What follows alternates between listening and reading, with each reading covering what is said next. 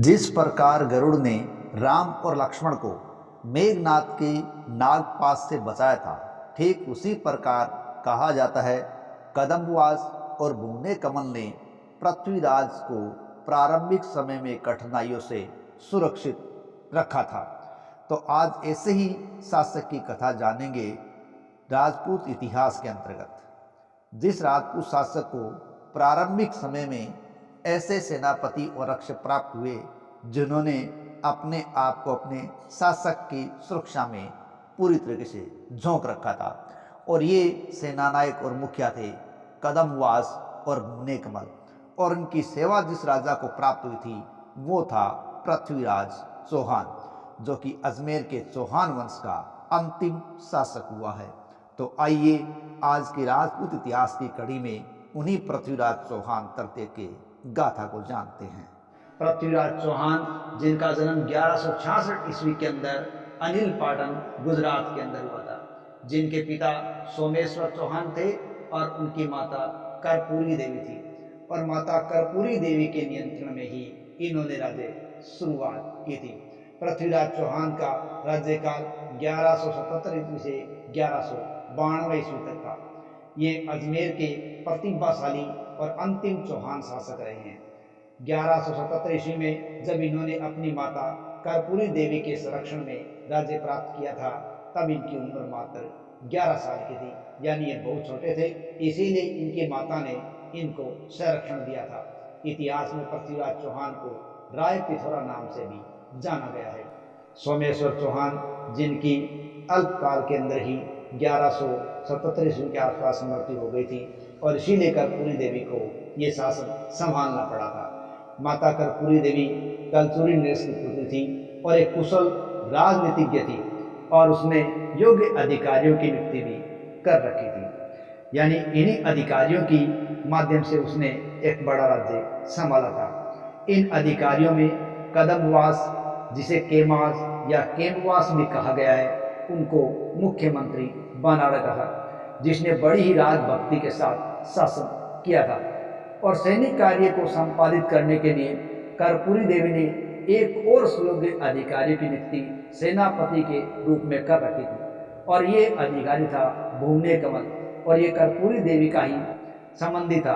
पृथ्वीराज चौहान की प्रारंभिक सफलताओं का श्रेय इन्हीं दोनों अधिकारियों कदम्बवास और भुवने कमल को दिया जाता है, जिन्होंने प्रारंभिक सफलताओं में अपना संपूर्ण योगदान पृथ्वीराज चौहान को दिया था। एक साल के बाद यानी 1178 ईस्वी के अंदर ही पृथ्वीराज चौहान ने सत्ता अपने हाथ में ले ली, और सत्ता को अपने हाथ में लेते ही उन्होंने अपने विश्वास पात्र लोगों की नियुक्ति उच्च पदों पर कर दी, ताकि अपने राज्य को वो स्थायित्व प्रदान कर सके और अपने सहयोगियों की संख्या बढ़ा सके। पृथ्वीराज चौहान की प्रारंभिक कठिनाइयों के अंदर यदि देखें तो उन कठिनाइयों के अंदर उसका चाचा अपरगांगे और उसका दूसरा चाचा नागार्जुन था, लेकिन अपनी प्रारंभिक कठिनाइयों पर उसने जो सफलताएं प्राप्त की वो सफलताएं अतुलनीय थी, और ये सफलताएं इस प्रकार प्राप्त की गई। पृथ्वीराज चौहान की प्रारंभिक सफलताओं में एक तो नागार्जुन का दमन और दूसरा अपरगांगे का दमन है। देखिए, पृथ्वीराज चौहान जो शासक बना वो एक अल्पकालीन शासक था, जो कि अल्पवयस्क शासक था, और उसकी महत्वाकांक्षाएं बड़ी थी, लेकिन शीघ्र ही उसके चाचा अपरगांगे ने उसके अल्पवयस्क होने का फायदा उठाया और विद्रोह का झंडा उठा दिया। लेकिन पृथ्वीराज चौहान ने, उसके विश्वस्त लोगों ने उसकी हत्या कर दी और अपरगांगे का दमन कर दिया। लेकिन अपरगांगे का दमन होने के बाद भी अपरगांगे का छोटा भाई था नागार्जुन, उसने विद्रोह की आग को जलाए रखा और अपनी शक्ति बढ़ाने के लिए उसने गुड़गांव पर अधिकार कर लिया। गुड़गांव वही जिसे आज गुरुग्राम के नाम से जाना जाता है। पृथ्वीराज चौहान ने एक बड़ी सेना लेकर उसे दबा दिया और नागार्जुन को गुड़गांव से भागना पड़ा। लेकिन नागार्जुन की मां, उसकी पत्नी और बच्चे तथा परिवार के अन्य लोग अब इन विजेताओं के हाथ में आ गए, जिनको बंदी बना लिया गया था। लेकिन नागार्जुन के भागने के बाद भी देवभट्ट नामक सेना अध्यक्ष ने अपने स्वामी की अनुपस्थिति में कुछ समय तक गुड़गांव की रक्षा करने का पूरा प्रयास किया, लेकिन वो अपने प्रयास में सफल नहीं हो पाया, और सैकड़ों की संख्या में शत्रु दल के सैनिक एक एक करके मारे गए और बंदी बनाए गए। कई शत्रुओं को तो अजमेर भी लाया गया था, मौत के घाट उतारा गया था और उनके मुंड नगर के प्राचीरों और फाटकों पर लटका दिए गए थे, जिससे भविष्य में अन्य शत्रु उनका विरोध करने का साहस ही ना कर सके। नागार्जुन जो युद्ध स्थल से भाग निकला था, वो अन्य किसी राजपूत दरबार के राजा में शायद जाकर रहा होगा और वहीं उसकी मृत्यु हो गई होगी, क्योंकि उसके बारे में आगे जानकारी का उल्लेख कहीं प्राप्त नहीं होता।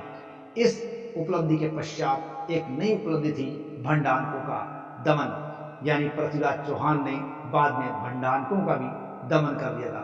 दरअसल भंडारक एक उपद्रव करने वाली जाति थी। ये जाति सतलज प्रांत से आने वाली थी और जो लोग दिल्ली से अजमेर की तरफ आते थे या अजमेर से दिल्ली की तरफ जाते थे, तो बीच रास्ते के अंदर ये समस्या खड़ी करती थी। भंडारक जाति की प्रबलता मथुरा, भरतपुर, अलवर और उसके आसपास के क्षेत्रों में ज्यादा थी, इसलिए इनको दबाना जरूरी था, क्योंकि पृथ्वीराज के सेना के आवागमन के लिए भी एक बड़ी समस्या थी। इसलिए पृथ्वीराज चौहान ने एक बड़ी शक्ति के रूप में इन पर हमला किया। इनको जगह जगह घेर लिया, इनकी बस्तियों को उजाड़ दिया गया, इनको आत्मसमर्पण करने के लिए बाध्य कर दिया गया, इनको भागने के लिए विवश कर दिया गया। इस प्रकार इनके लिए एक बड़ा अभियान चलाया गया और चलाना भी जरूर था, क्योंकि यहाँ दिल्ली के आसपास के क्षेत्रों के अंदर जो महिलाएं पानी भरने के लिए आया करती थी, उनके लिए भी बड़ी संकट के रूप में भंडारक सामने थे, इसलिए वो भी इन्हें छुटकारा पाना चाहते थे। और ऐसी स्थिति के अंदर पृथ्वीराज चौहान ने भंडारकों का इस प्रकार एक शक्तिशाली तरीके से दमन किया कि वो दोबारा सिर नहीं उठा पाए थे। इस प्रकार उन्होंने अपनी प्रारंभिक सफलताओं को बड़े ही सुव्यवस्थित तरीके से उपलब्ध किया या प्राप्त किया, और इनके बारे में जानकारी है वो जिनपति सूर्य के लेखकों से प्राप्त होती है। पृथ्वीराज चौहान ने 1182 ईस्वी के अंदर इस प्रकार भंडारकों का जो पूरी तरीके से दमन कर दिया था, उसके बाद भंडारकों को आगे सिर उठाने का मौका कभी प्राप्त नहीं हुआ। ये जो इस प्रकार पृथ्वीराज चौहान ने अपर गांगे को समूह नष्ट कर दिया, नागार्जुन को भी पूरी तरीके से राज्य सत्ता से बेदखल कर दिया, बाहर कर दिया, और साथ ही साथ उन्होंने भंडारकों का भी पूरी तरीके से सफाया कर दिया। ये इस प्रकार की सफलताएं जो पृथ्वीराज चौहान के हिस्से में आई थी, वो पृथ्वीराज चौहान को एक सशक्त और मजबूत शासक के तौर पर उभारने में पर्याप्त थी, और ये सभी सफलताएं पृथ्वीराज चौहान की प्रारंभिक सफलताएं थी, जिन्होंने उसकी कृति अलग ही तरीके से फैला दी थी। अब इन घटनाओं के पश्चात बुंदेलखंड के चंदेलों से संघर्ष। तो उत्तर प्रदेश का इलाका है, इन क्षेत्रों के अंदर ही महोबा और कन्नौज जैसे इलाके थे। कौन कौन से? महोबा और कन्नौज, ये शक्तिशाली शासक थे। तो महोबा या बुंदेलखंड है, उनके शासक और पृथ्वीराज चौहान के बीच टक्कर होना एक जरूरी काम हो गया था। अब जरूरी क्यों था, उसके भी पीछे देखो कई कारण बताए जाते हैं। ऐसा माना जाता है कि चंदेल शासक परमर्दी देव का बुंदेलखंड पर शासन था, और उसके दो प्रमुख योद्धा थे आल्हा और उदल। तो ये बुंदेलखंड के अंदर अब चंदेलों के साथ संघर्ष का कारण क्या रहा? ऐसा माना जाता है कि पृथ्वीराज चौहान के कुछ सिपाहियों का वध चंदेलखंड के सैनिकों ने या चंदेल वंश के सैनिकों ने कर दिया था। उसका बदला लेने के लिए पृथ्वीराज चौहान ने आक्रमण किया। जैसा भी है, इनमें आक्रमण हुआ, परमर्दी देव अलाउद्दीन के साथ संघर्ष हुआ, इनके योद्धा है वो इस युद्ध के अंदर मारे गए। ये घटना 1182 की है। पृथ्वीराज चौहान ने यहाँ पर अधिकार कर लिया और अपने एक अधिकारी अंजुम राय को यहाँ का अधिकारी नियुक्त कर दिया। यहाँ यह भी जान लेना जरूरी है कि आल्हा और उदल परमर्दी देव की सेना के एक प्रख्यात योद्धा और कुशल सेनानायक थे। वे परमर्दी देव की सेना के एक सफल हिस्से के सेनापति रहे दासराज के पुत्र थे। इन दोनों भाइयों ने इतिहास में अपने आप को अलग ही तरीके से दर्ज करवाया है। अब आगे बात करते हैं चौहान चालुक्य संघर्ष। देखिए, गुजरात का क्षेत्र है, वहां चालुक्य शासकों का अधिकार, और चौहानों तथा चालुक्यों का संघर्ष कोई नया नहीं था, वो पहले से चला आ रहा था। तो पृथ्वीराज चौहान के समय भी ये संघर्ष है वो चला। ठीक है, इसमें अलग अलग जगह अलग अलग कारण मिलते हैं कि ये संघर्ष हुआ तो क्यों हुआ। ठीक है, यहां माना जाता है कि पृथ्वीराज चौहान ने आबू की परमार राजकुमारी इच्छिनी देवी से विवाह कर लिया। और यह घटना हमें पृथ्वीराज रासो से मिलती है, जिसकी रचना चंद्रबरदाई ने की थी, जो पृथ्वीराज के राजकवि थे। तो पृथ्वीराज रासो से मिलता है कि आबू की परमार राजकुमारी इच्छिनी से पृथ्वीराज चौहान ने विवाह कर लिया, जबकि चालू के शासक भीमदेव द्वितीय इससे विवाह करना चाहते थे। इस प्रकार दोनों के बीच मनमुटाव हो गया। लेकिन चुटपुट घटनाओं को छोड़कर कोई बड़ी घटना नहीं हुई और इन दोनों के बीच जो जगदेव प्रतिहार है वो मध्यस्थ बने और इनके बड़े संघर्ष को टालते रहे।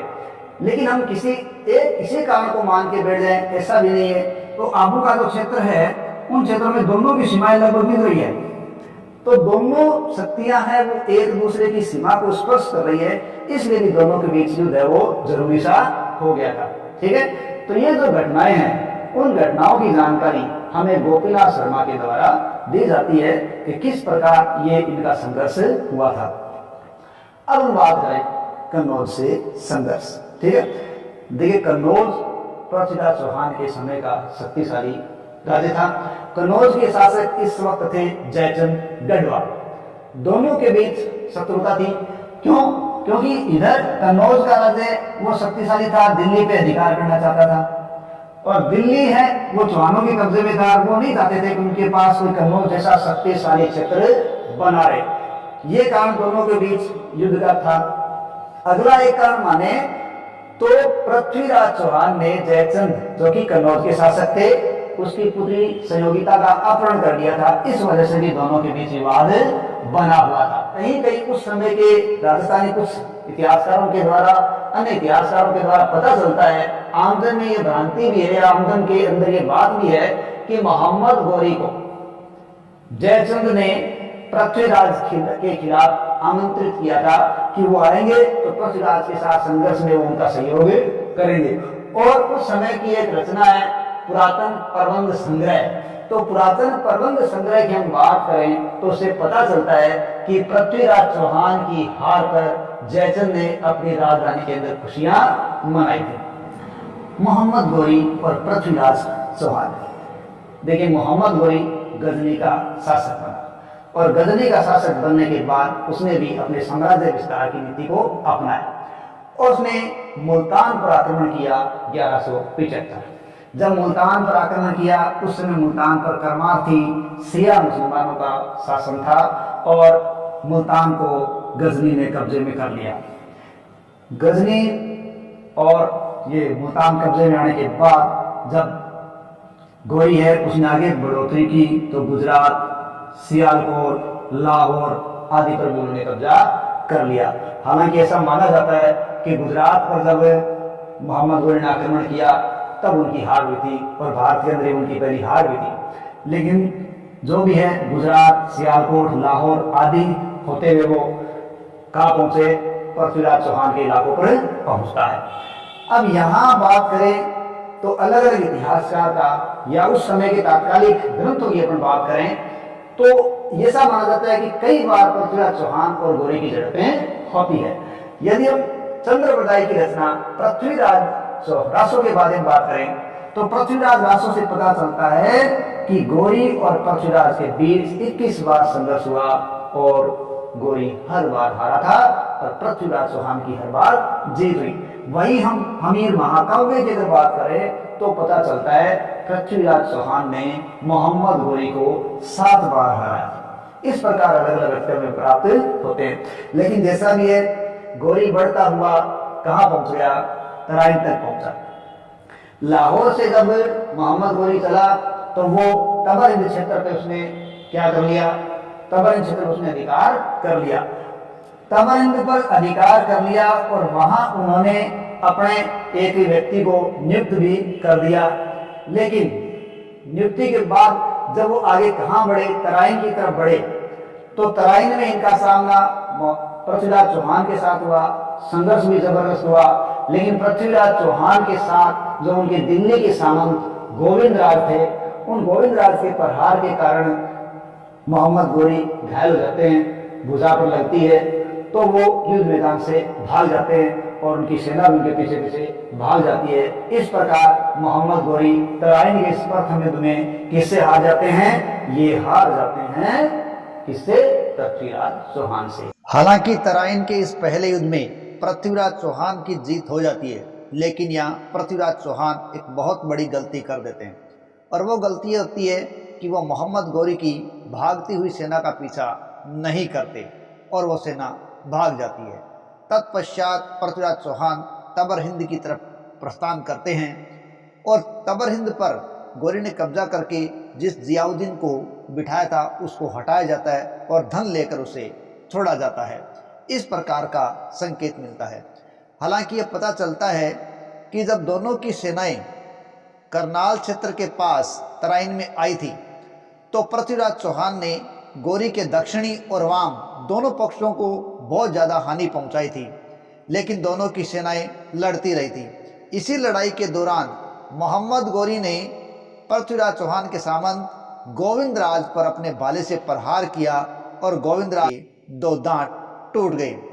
तो गोविंदराज ने भी उस वक्त हार नहीं मानी और उन्होंने भी मजबूती से काम लिया और भाले का प्रहार मोहम्मद गौरी पर कर दिया। मोहम्मद गौरी इस प्रहार से घायल हो गया और उसके पास भागने के अलावा कोई चारा नहीं था। अब वो जान बचाने के लिए भागा तो उसकी सेना भी उसके पीछे पीछे भागने लगी और इस प्रकार उन्होंने गजनी की तरफ रुख कर दिया। अब यहाँ से जब वो सेना गजनी की तरफ भागी तब तबर हिंद के क्षेत्र की ओर पृथ्वीराज ने प्रस्थान किया और वहाँ पर जियाउद्दीन छुटपुट मुठभेड़ के साथ ही हार गया और उसको पृथ्वीराज चौहान ने कैद कर लिया और जियाउद्दीन को तबर हिंद से कैद करके अजमेर लाया गया और वहाँ से उस बड़ी मात्रा में धनराशि लेकर छोड़ा गया और तब जियाउद्दीन गजनी की तरफ भागा।